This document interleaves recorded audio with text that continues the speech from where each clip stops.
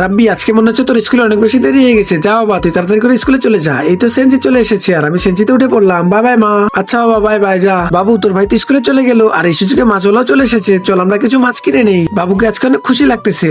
দিদি, এই যে নিন আপনার মাছ হয়ে গেছে। বাবু চল, আজকে এই মাছগুলোকে ভালোভাবে পরিষ্কার করে রান্না করবো আর তোকে আমি নতুন রেসিপি বানিয়ে খাওয়াবো। এই যে দেখ বাবু। আরে বা, বাবু তো আজকে অনেক বেশি হাসি খুশি আছে। বাবু একটু বিরক্ত করতেছেন আজকে আমাকে, আর আমিও কাজগুলো সুন্দরভাবে করতে পারতেছি। বন্ধুরা, আমি একলা মানুষ, বাসায় আমার অনেক কাজ পড়ে রয়েছে আর এই সবগুলো কাজ আমাকে একা একাই করতে হয়। আর এদিকে আমার বাবুকেও সামলাতে হয়। বাসায় অনেক পরিমাণে কাজ রয়েছে আর এই কাজগুলো আমি একা করার কারণে বাবুকে আমি সময় একদমই দিতে পারি না।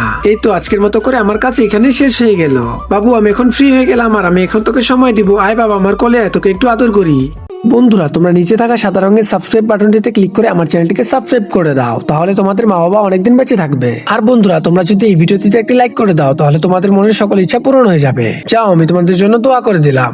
বন্ধুরা, সারাদিন বাসায় আমার অনেক কাজ রয়েছে, যার কারণে আমি বাবুকে একদমই সময় দিতে পারি না। আর কাজ শেষে যখন আমি সন্ধ্যাবেলা বাবুকে কোলে নেই তখন আমার অন্তরটা জুড়িয়ে যায়। আর বন্ধুরা, তোমরা মাকে ভালোবাসলে লাইক করে দাও।